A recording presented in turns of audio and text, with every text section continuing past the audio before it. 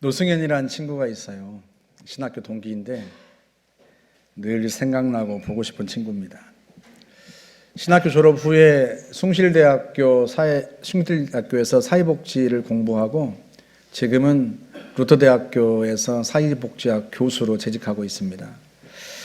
목회가 아닌 다른 길을 가서 그런지 이 친구가 만날 때마다 저에게 이렇게 묻곤 했어요. 너는 행복해 보인다. 목회가 재밌지? 야, 무슨 목회를 재미로 하냐? 솔직히 말해봐. 너는 목회가 재밌지? 목사 돼서 행복하지? 참나, 목사 돼서 불행할 이유는 또 뭐냐? 그리고 목회만큼 행복한 일이 어디 있다고? 그래, 목회가 재밌고 목회가 행복하다는 놈은 너밖에 없을 거다. 너는 목회 잘할 거야. 사실 장신대 학부를 졸업할 때까지는요, 갈등이 많았습니다. 부모 형제는 말할 것도 없고요, 사랑하는 사람들까지 전부 다 제가 목사 되기를 원하지 않았는데 내가 굳이 목사가 되어야 할까 고민이 많았어요. 그러다가 1994년 11월 신대원 시험이 코앞이었던 그 늦가을 밤에 학부 내내 기록했던 일기장을 전부 가지고 나와서 학교 운동장에서 모조리 불태웠습니다. 고민하고 갈등했던 7년 세월과 결별하는 순간이었어요. 그리고 나자 마음이 얼마나 가벼운지 그 후론 한 번도 뒤를 돌아보지 않았습니다. 기쁘게 사역했고 감사함으로 섬겼습니다. 도봉동 649번지 그 상가에 교회를 개척했을 때도 정말로 행복했어요. 저희 전세보증금 5천만 원을 예배당 건물 구하는 데 사용하는 바람에 저희는 4층 교육관 방 한 칸에서 5식구가 살아야 했는데요. 6차선 큰 길가 옆이라 그런지요, 밤새 차가 지나가는 소리가 귀에 들려요. 전철이 지나가면 1호선 전철 도봉역 그 전철 진동이 느껴져요. 그래도 잠자리에 누울 때마다 주님의 교회를 세운다는 것이 얼마나 행복한지 몰랐습니다. 금요 기도회가 끝나고 나면 몇몇 눈치 없는 교인들이 집에도 안 가고 4층에 올라와서 그것도 우리 식구가 자는 방에 앉아가지고 새벽녘까지 두런두런 이야기를 나누고 삶을 나누고 그랬는데요. 그래도 그 시간이 얼마나 좋았는지, 함께 웃고 함께 울며 서로의 기쁨과 슬픔을 나누었어요. 이곳 예배당으로 이사할 때도 정말 행복했습니다. 지금도 기억이 생생해요. 김용만 집사님과 이명택 집사님이 건물 외벽에 그 무겁고 큰 예배당 우리 교회 간판을 거는데요, 그 작은 사다리차 위에 그 길고 무거운 간판을 싣고 올라가서 다는데 얼마나 위태로워 보이는지. 그래서 제가 이명택 집사님한테 그랬어요. 이게 사다리차가 작잖아요. 높이도 작고 거기다가 긴 무거운 철제 간판을 실었으니까요, 이게 밖으로 넘어갈 수 있잖아요.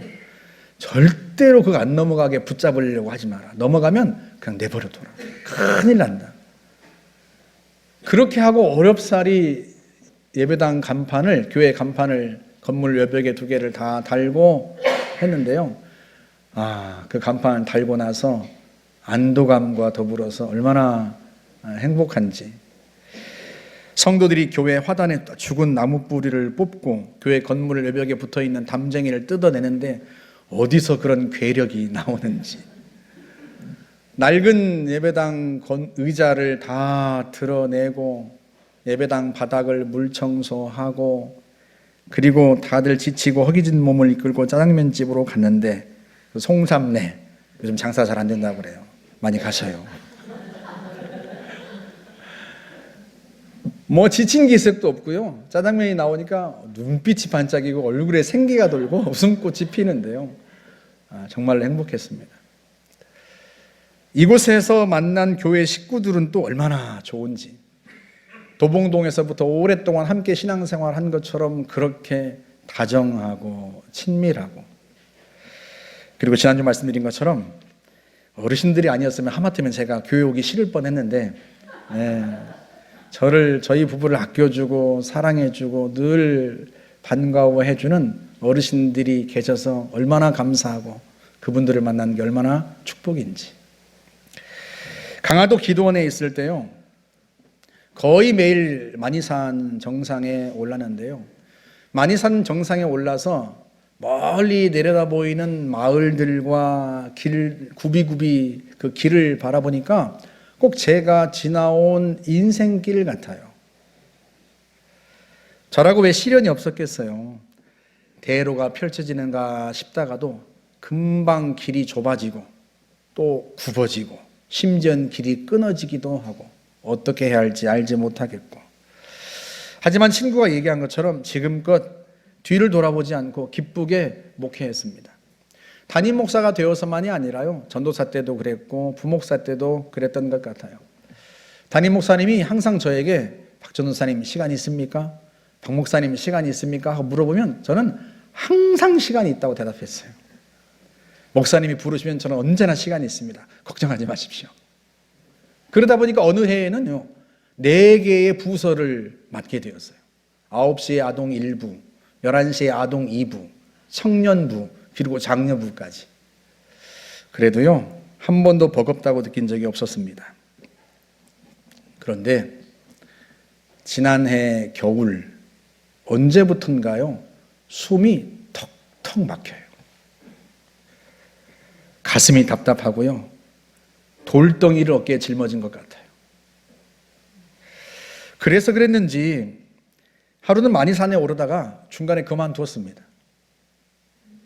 숨가쁘게 올라가는데요, 더 올라가면 죽을 것 같아요. 심장이 터질 것 같고요, 그렇게 숨가쁘게 올라가는 게 너무 싫어요. 그래서 도중에 바위에 걸터 앉아서 한참을 있다가 그냥 내려왔습니다.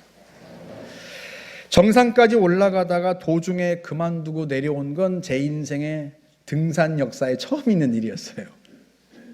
어떤 분이 그래요. 내려올 걸 뭐하러 힘들게 올라가냐고. 예, 맞습니다. 산에 올라가서 거기서 머무는 사람은 없어요. 다 내려옵니다. 잠깐 있다가 내려옵니다. 안 내려오고 정상에 계속 머물면 죽죠. 저체온증으로 죽거나 탈수로 죽거나 굶어 죽거나. 왜냐하면 평생 정상에 머물려고 올라가는 게 아니거든요. 평생 마실 물을 짊어지고 가는 것도 아니고요, 평생 먹을 식량을 짊어지고 가는 것도 아닙니다. 그저 잠깐 머물다가 내려오려고 올라가는 거예요. 더 정확히 말하면 산은 내려오려고 올라가는 겁니다. 그게 인생이에요. 인생의 정상에서 머무는 시간은 잠깐입니다. 젊음도 잠깐이고요, 인기도 잠깐이고요, 부나 명예나 지위가 주는 만족도 잠깐입니다. 그리고 잠깐이어야 합니다. 계속 인기를 누리려고 그렇게 고집부려서도 안 되고요, 지위나 명예나 부가 주는 만족을 지속적으로 누리려고 해서도 안 됩니다. 그 모든 것에서 오는 절정은 잠깐이어야 합니다. 그 절정을 계속해서 누리려고 하면, 정상에서 오랫도록 살려고 하면요, 그 사람은 죽습니다. 그래서 제때 내려와야 합니다. 너무 늦게 내려오면 안 됩니다. 해가 지고 날이 어두워지면 내려오는 길이요, 깨지고 넘어지면서 오게 됩니다. 우리의 인생이요, 깨지고 넘어지면서 가는 길이라면 얼마나 고달픕니까? 해가 지고 너무 어두워지면요, 길도 잃어요. 우리 인생이 길을 잃고 방황하게 된다면 얼마나 그 인생길이 고달프겠습니까? 그래서 산에 오를 때마다 그 생각을 합니다. 산에 오르는 것은 잘 내려오기 위해서다. 잘 내려오려면 제때 내려와야 한다. 그리고 너무 늦지 않게 내려와야 되고, 내려올 때 기꺼이 내려와야 한다. 흔쾌하게 내려오는 것을 배우는 게 인생이다. 그렇게 인생을 배운다는 생각으로 산에 올랐기 때문에요, 지금까지 단 한 번도 도중에 중단한 적이 없어요. 끝까지 정상에 올랐습니다. 왜? 내려오는 기쁨을 누리려고. 그런데 그날은 처음으로 올라가다가 멈춘 거예요. 올라가는 길이 너무 힘들고요. 숨이 차고 심장이 터질 것 같고 발이 무겁고, 그런데 그걸 견디고 싶지가 않은 거죠. 방에 돌아와서 생각했습니다. 지금껏 올라가는 길이 힘들지 않은 적이 없지만 그래도 중단하고 포기한 적이 없는데 왜 그만두었을까? 왜 그랬겠어요? 그날따라 제가 올라갈 산이 너무 높아 보이는 거예요. 제게는 너무 버거워 보이는 거예요. 막상 올라가면 그러지도 않을 텐데 그냥 그렇게 느껴진 거죠. 저 산에 올라가다가 내가 죽을 것 같은 거죠. 제가 올라가기엔 너무 벅차고 그 고통을 견디고 싶지가 않은 거죠. 그 벅찬 산이 무엇인지 그날 제가 비로소 깨달았습니다. 그 산은 바로 한국교회 부흥이란 산이었어요. 지난해 2월에 제가 여러분에게 한국교회를 어떻게 다시 부흥하게 할 수 있는지 이야기했는데요. 그 이야기를 할 때 마치 저는 이제 막 산에 오르려고 그 밑에서 서 있는 사람과 같았습니다. 높은 산에 오를 걸 생각하니 흥분되고 가슴이 뛰고 올라가는 길도 보였어요. 우리 성도들을 지역의 작은 교회에 파송해서 지역 교회를 살리고 그걸 바탕으로 해서 큰 교회들을 설득해서 동네 작은 교회들을 살리게 하고, 그렇게 해서 각 도시에서 한국 교회의 실뿌리 같은 작은 동네 교회들이 살아나면 다시 한국 교회가 살아날 것이다. 확신이 있었습니다. 하지만 오르기 시작한 지 얼마 되지 않아서, 채 1년도 되지 않아서 깨달은 거죠. 산이 너무 높고 가파르다. 우리가 오르기엔 너무 버겁다. 왜요? 몇 년을 올라가야 정상에 오를 수 있을지 가늠할 수도 없는 높은 산인데요. 그 산을 제가 뛰어 올라가고 있었던 거예요. 그러다 보니 숨이 차고요. 심장이 터질 것 같고요. 발이 떨어지지 않고요. 어깨에 큰 돌덩이를 짊어진 것 같아요. 게다가 같이 올라가야 할 성도들은 아직 입구에서 출발도 하지 않았어요. 집에 있는 애들 걱정, 가족 걱정, 회사 걱정에 산에 올라갈 생각은 저만치 달아나 버렸어요. 아니, 한국교회 부흥이라니. 지금 내 코가 석잔데 무슨 교회 걱정이야? 우리 목사님은 우리 걱정은 하지도 않으시나? 아니, 지금 우리 교회 섬기는 것도 버거운데 무슨 동네 교회를 섬기라고. 우리 애들도 아직 못 세웠고 우리 남편도 아직 못 세웠고 내 직장도 아직 못 세운 판에 무슨 교회를 세우고 한국 교회를 세워. 그런데요, 하나님이 주신 그 비전이 저를 바위처럼 짓누르는 것을 겪고 나니까 그 심정이 이해가 돼요. 우리 성도들 각자가 짊어진 짐도 무거운데 거기다 더해서 나도 감당 못할 짐을 성도들에게 지워줬구나. 그때 이런 생각이 들었습니다. 내가 너무 급하다. 천천히 걸어가도 쉽지 않은 길을 내가 뛰어서 올라가려고 했구나. 그리고 생각해 보니까요, 우리가 다 그렇게 살아요.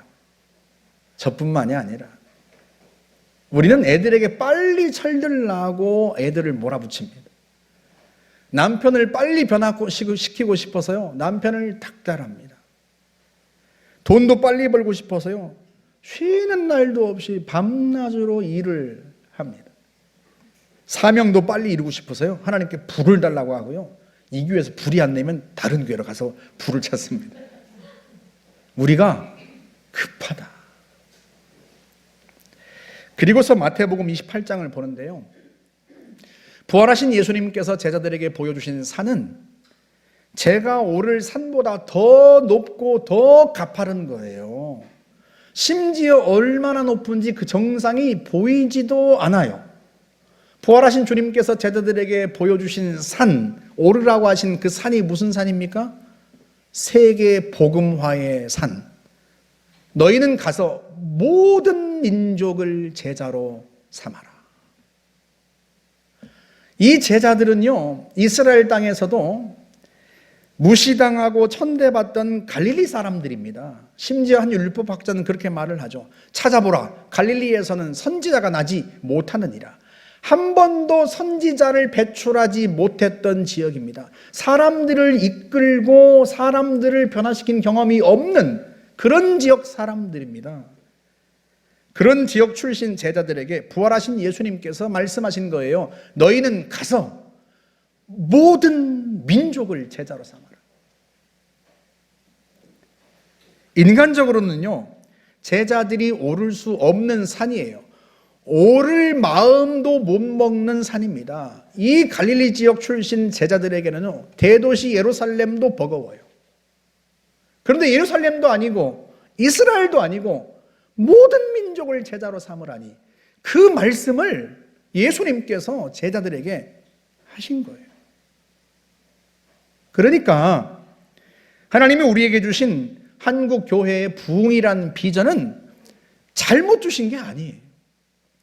그 갈릴리 촌부들에게 모든 민족을 제자 삼으라는 비전을 주신 주님이라면 수락산자락 상계동에 있는 우리에게 한국 교회를 부흥시켜라는 비전은 왜 못 주시겠냐 말이죠. 주기는 잘 주셨어요. 우리가 보기는 잘 보았습니다. 그런데 그 비전을 받고 나서 제자들과 우리가 다른 점이 하나 있더라고요. 그 다른 게 뭔가? 온 세계 복음화의 비전을 받은 제자들이 그 다음에 어떻게 했습니까? 곧바로 달려나갔습니까? 영어를 배우고 스페인어를 배우고, 배우다가 지역에 가서 배우는 게 훨씬 낫겠어 바로 나가고 그렇게 했습니까? 아닙니다. 기다렸습니다. 왜? 예수님께서 기다리라고 하셨거든요. 무엇을 기다려요? 사도행전 1장 우리 4절 5절 말씀 한번 볼까요? 사도와 함께 모이사 그들에게 분부하여 이르시되 예루살렘을 떠나지 말고 내게서 들은 바 아버지께서 약속하신 것을 기다리라. 요한은 물로 세례를 베풀었으나 너희는 몇 날이 못되어 성령으로 세례를 받으리라 하셨느니라. 아버지께서 약속하신 성령을 기다려라. 그리고 예수님은 승천하셨습니다. 예수님이 승천하신 후에 제자들이 한 일이 뭐예요? 기다리는 일이었어요. 우리 사도행전 1장 14절 보세요. 제자들이 여자들과 예수의 어머니 마리아와 예수의 아우들과 더불어 마음을 같이하여 오로지 기도에 힘쓰더라. 그들은 함께 모여 기도하며 기다렸습니다. 그렇구나. 우리가 먼저 함께 모였어야 했는데, 함께 모여서 우리의 삶을 나누고 비전을 나누고 그리고 모여서 함께 기도해야 했는데, 기도하면서 기다려야 했는데 무엇을요? 아버지께서 보내실 성령을. 왜 우리가 성령을 기다려요? 왜 우리가 성령을 기다려야 합니까? 한국 교회 부흥의 산은 우리가 우리 힘으로 오를 수 있는 산이 아니기 때문에 그래요. 왜 제자들에게 예수님께서 부활하신 주님께서 성령을 기다리라고 말해요? 모든 민족을 제자 삼는 것은 그 제자들의 힘으로 할 수 있는 일이 아니기 때문에 그래요. 그건 하나님만이 하실 수 있는 거예요. 그러니까 하나님이 본격적으로 일하시기까지, 그 하나님의 움직이시기까지 기다려야 했던 거죠. 그래서 방에서 그렇게 생각했습니다. 그래, 기다리자.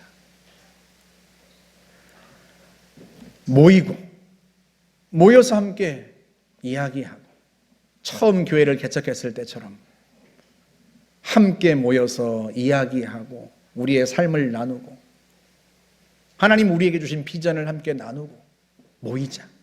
그리고 기도하자. 함께 기도하고 기도하며 기다리자.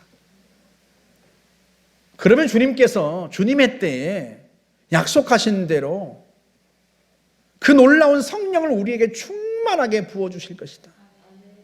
성령이 우리 가운데 충만하게 임하시는 그 순간 우리는 그 성령의 바람을 타고 한국교회 부흥이라는 그 높은 산을 기꺼이 올라갈 수 있을 것이다. 그래서 제가 내려와서 제일 먼저 해야 되겠다고 생각한 게 성도들하고 소풍 가야 되겠다 그 생각을 했어요. 소풍. 하도 성도들하고 소풍 간 지도 오래돼가지고 어디로 갈까 누구와 갈까 그 생각도 하고 공휴일을 다 찾아봤어요. 5월 5일도 대체경무일도 있고 석가탄신일도 있고 6월 달도 있고 쉬는 날은 너무나 많구나. 함께 모이자. 다음 주에는 전도팀이 또 어떻게 알았는지 소풍 간다고 그래요. 자기들끼리. 그래서 제가 운전해 주겠다고 했어요. 운전하고 가서 우리 김은숙 집사님 거기도 들러봐야 되겠다. 연천다방도 들러서 차 마시고 커피 마시고 얘기도 하고 그리고 와야 되겠다. 만나고 모이고 모여서 기도하고 기다려야 되겠다. 제가 성경 공부를 제자 훈련을 3명 하려고 했던 것도 그것 때문이었어요. 제 성격으로는 성도들을 죄다 모아놓고 제자 훈련을 할 것 같은데 천천히 주님을 기다리면서 천천히 가야 한다. 그 생각에 3명만 함께 그렇게 나를 위해서라도 천천히 3명과 함께 충분히 말씀을 나누고 삶을 나누고 함께 기도하며 가야 되겠다. 그렇게 생각을 했습니다. 그러다 보면 주님께서 주님의 때에 주의 영을 부으시고 우리가 그 성령의 바람을 타고 기꺼이 도무지 올라갈 수 없을 것 같은 그 높은 산도 그 성령의 바람을 타고 올라가게 될 것이다. 할렐루야. 결국 주님의 일은 주님이 하십니다. 하나님 우리 각 모두에게 주신 비전도 우리 교회에 주신 비전도 결국은 주님이 이루실 줄 확신합니다. 제가 어릴 때는요 아궁이에 불을 떼서 밥을 하고 그리고 방을 데웠어요.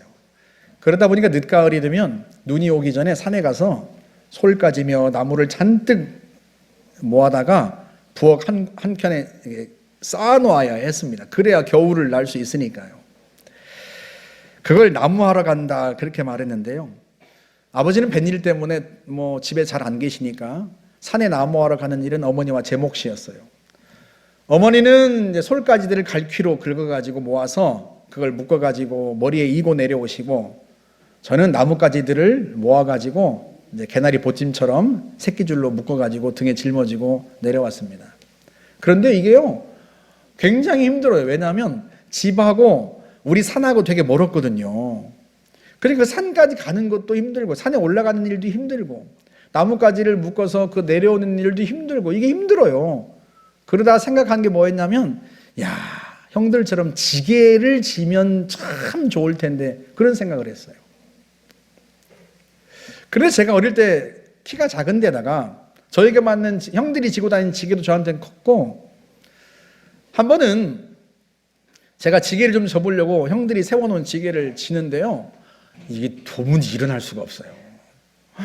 일어나지지가 않아요. 한번 보여주시겠어요? 지게를 아시나? 이렇게 짊어지고 이제 가는 건데요. 저기다가 나뭇가지면 솔가지를 잔뜩 쌓아 올려가지고 한 번에 그냥 많은 양을 짊어지고 오면 얼마나 좋아요. 근데 이게요 일어날 수가 없어요. 지게를 짊어지고.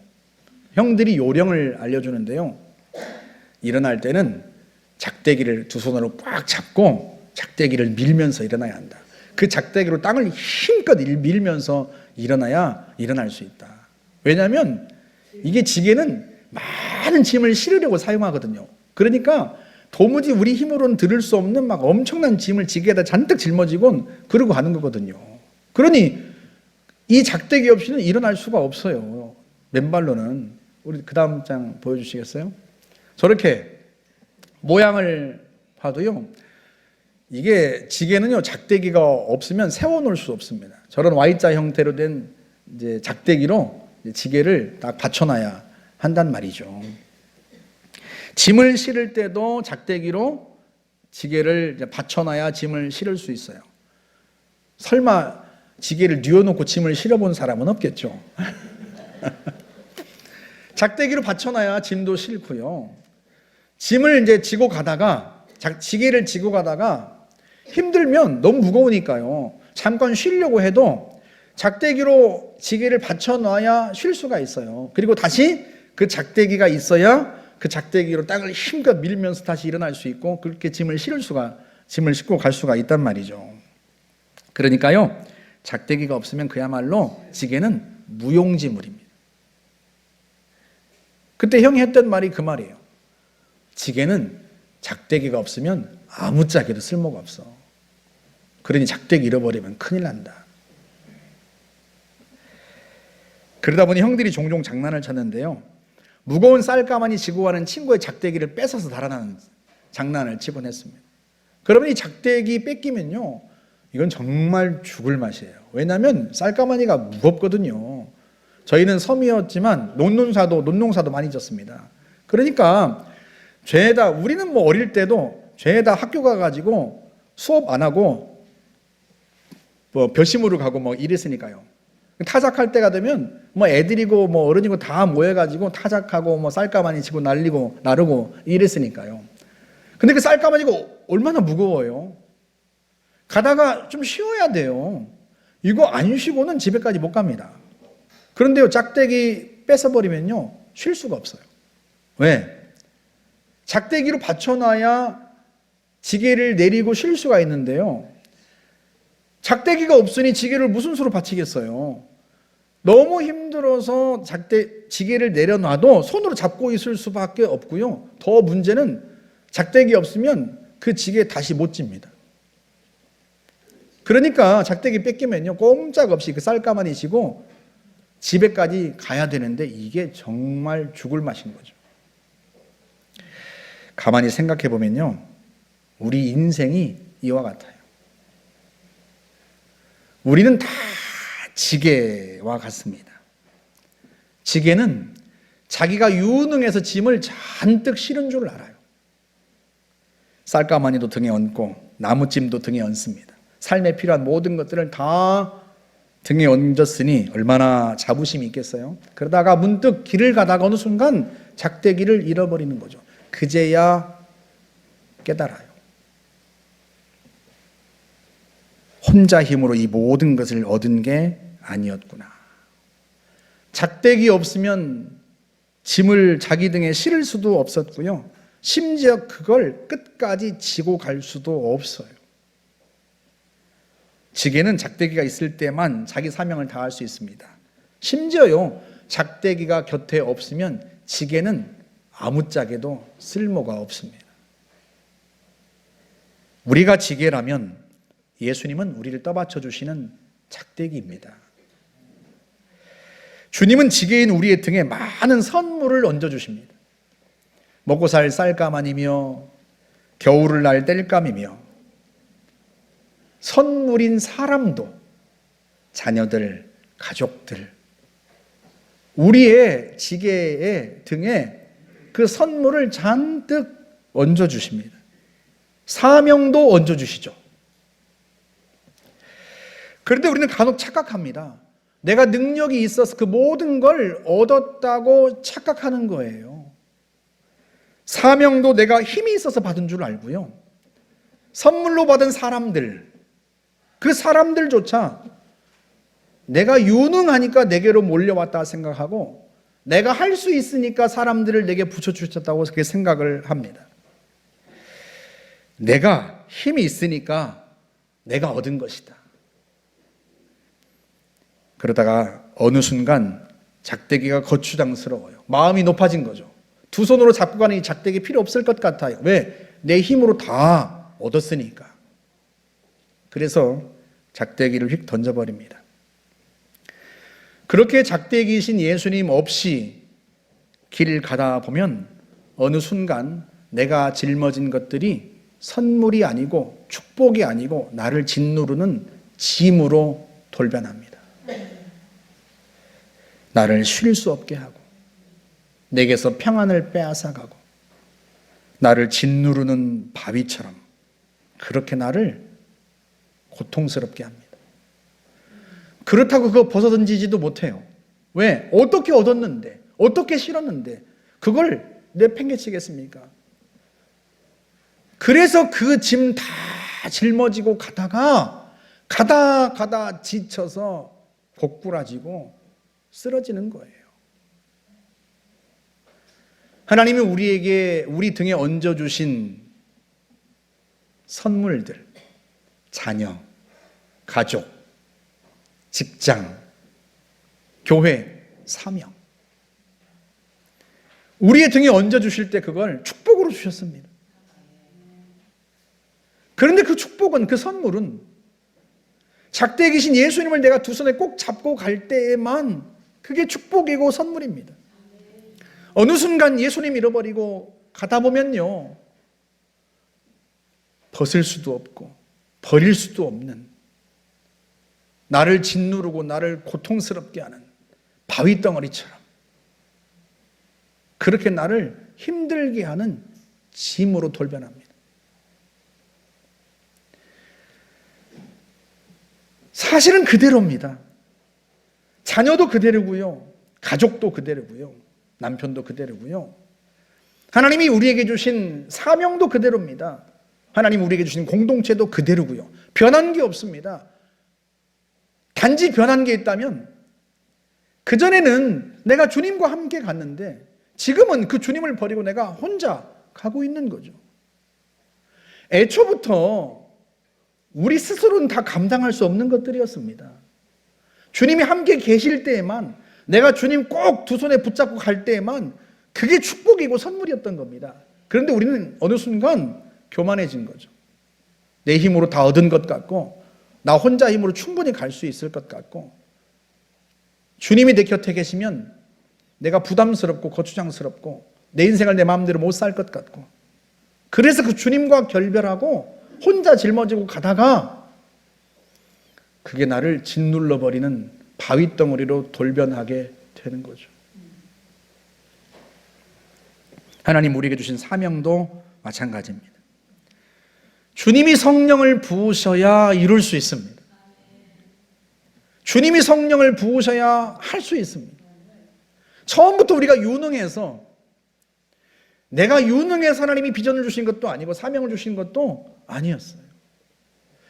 기쁘게 사역했고 감사함으로 사역했던 것은, 그때는 내가 젊고 유능해서가 아니라 그때는 주님이 나를 불러주신 것에 감사하고 그 은혜가 감사해서 늘 주님을 찾고 주님을 찬양하고 주님과 함께 가고 기도하며 그렇게 갔던 길이었습니다. 심지어 길이 끊어질 때도 있고 어디로 가야 될지 모를 때조차도 기도하면 언제나 주님께서 다시 길을 만들어 주셨고 내가 보지 못했던 것들을 보게 하셨어요. 그랬던 인생길이었기 때문에 단 한 번도 버겁다고 생각해 본 적 없었고요. 힘들지만 괴롭지만 견딜 수 있다고 생각했고요. 끝내 하나님께서 내게 주신 것들을 이룰 수 있다고 믿었습니다. 그래서 행복했습니다. 그런데 목회하다 어느 순간 그걸 잃어버린 거죠. 제가 작대기 없이 지게 지고 가는 바로 그 사람이었던 거예요. 결국 지게인 우리는요, 작대기인 주님 때문에 살아갑니다. 우리가 그 사실을 알면 얼마나 감사하고 고마운지요. 주님이 내 인생에 개입하셔서 불편하고 그리고 힘든 게 아니라 주님이 나와 함께 가신 게 너무 행복하고 너무 감사하고 그게 너무 좋은 거죠.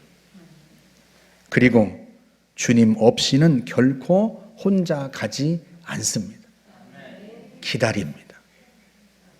주님이 오시길 기다립니다. 조금 늦어도 괜찮으니까.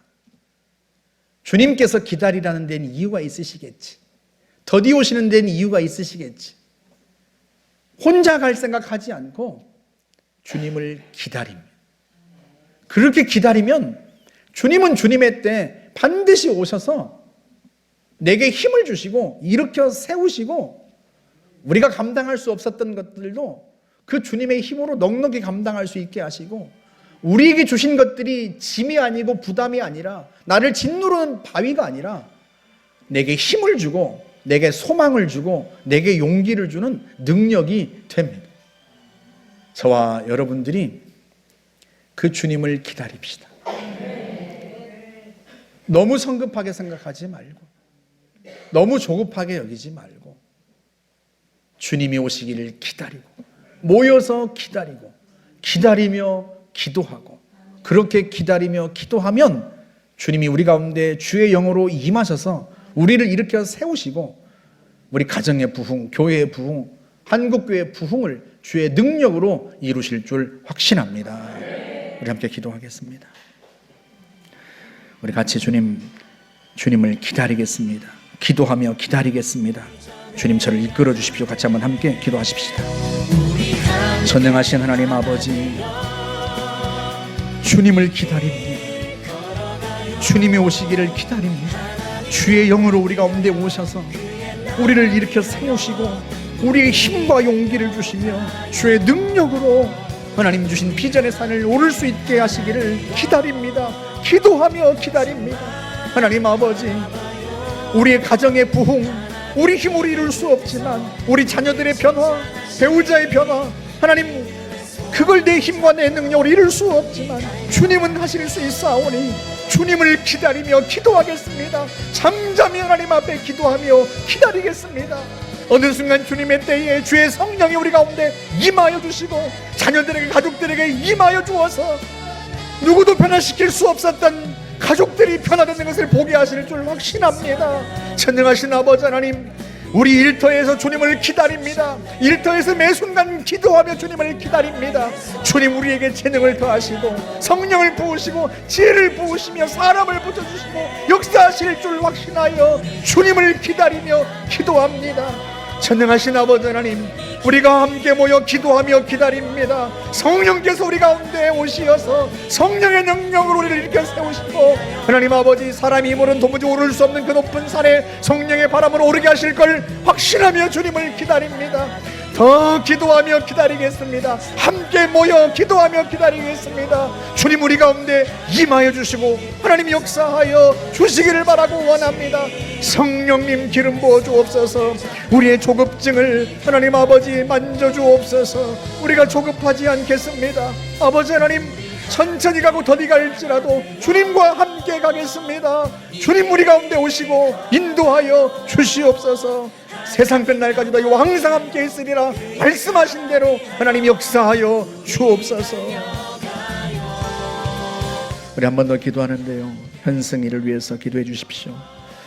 지금이야말로 함께 짐을 져줄 때 아니겠습니까? 위해서 기도해 주시고, 또 아픈 분들, 환우들을 위해서 기도해 주시고, 또 진로 때문에, 사업 때문에 어려움을 겪고 있는 성도들에게 하나님 은혜를 주시고 주님께서 복 주시옵소서. 역사해 주십시오. 사람이 힘으로 안 되지만 주님이 하시면 하실 수 있사오니 성령님 역사해 달라고 이 시간 같이 한번 주님 앞에 함께 기도하겠습니다. 자비로우신 하나님 아버지, 우리 현승이를 주님 불쌍히 여겨주시길 바랍니다. 이 아이에게 은혜를 베풀어 주시기를 바라고 원합니다. 전능하신 아버지 하나님, 주님께는 모든 것이 가능하오니 전능하신 아버지, 이 아이에게 은혜를 베풀어 이 아이를 치료하여 주시기를 바랍니다. 나는 너희를 치료하는 여호와라 친히 말씀하여 주었사오니 주님이 치료하여 주옵소서.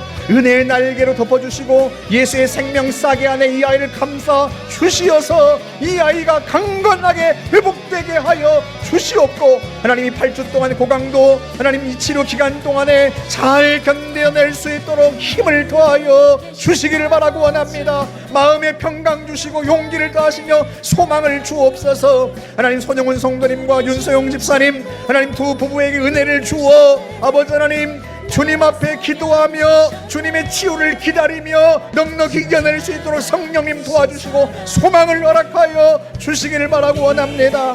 하나님 아버지, 사랑하는 성도들 중에 연약한 성도들 한 분 한 분을 주의 손으로 만져주시고 하나님 치유해 주시며 온전하게 하여 주옵소서. 몸과 마음이 하나님의 은혜로 말미암아 회복되게 하여 주시기를 바랍니다. 주께는 모든 것이 가능하오니 전능하신 아버지, 우리를 새롭게 하여 주옵소서. 인생의 진로 때문에, 하나님 직장 때문에, 사업 때문에 고민하며 길이 막히고 길이 보이지 않아 하나님 앞에 기도하는 성도들도 있습니다. 전능하신 아버지, 잠잠히 잠잠히 기도하며 주님 앞에 기도하며 기다립니다. 주님 역사하여 주옵소서. 길을 열어주시고 하나님 길을 보여주시며 막힌 것을 뚫어주시고 전능하신 아버지 성령을 부어 우리의 심령 속에 주님이 보여주시는 비전을 볼 수 있게 하여 주시기를 바라고 원합니다. 하나님 함께하여 주옵소서. 그러므로 말미암아 우리가 주의 은혜를 힘입어 성령의 능력으로 성령의 바람을 타고 승리하는 삶을 살아갈 수 있도록 하나님 복을 내려 주옵소서. 역사하실 줄 확신합니다. 하나님 아버지 은혜를 감사합니다. 우리는 짧은 인생을 살다 보니 항상 조급합니다. 왜 내 자녀들은 빨리 변화되지 않을까? 왜 내 남편은 아내는 빨리 변화되지 않을까? 왜 내 사업은 빨리 일어서지 않을까? 우리가 매 순간 조급합니다. 조급하다 보니 주님 없이 혼자 달려갈 때가 있습니다. 천능하신 아버지, 우리가 우리 자신을 돌아보며 주 앞에 섭니다. 우리가 함께 모여 기도하며 주님을 기다리겠습니다. 달려가는 길을 멈추고 주님 오시기를 기다려 주님과 함께 가겠습니다. 주님 우리 가운데 오셔서 우리에게 주의 은혜를 부으시고 우리의 마음을 만져주시며 우리에게 희망과 용기를 더하여 주시고 주의 영을 우리 가운데 부으사 우리에게 능력을 주어 주님께서 주신 사명들을 넉넉히 이루게 하여 주옵소서. 주님 없이 가다가 주님이 우리에게 주신 선물로 주신 것, 축복으로 주신 것들이 우리에게 짐으로 변할까 두렵습니다. 하나님 아버지 그리 되지 않게 하옵소서. 세상 끝날까지 내가 너희와 항상 함께 있으리라 약속하셨사오니 우리도 주님과 함께 가겠습니다. 평생에 주님 손잡고 가겠사오니 주님 저희들을 이끌어 주옵소서. 예수님의 이름으로 기도하옵나이다. 아멘.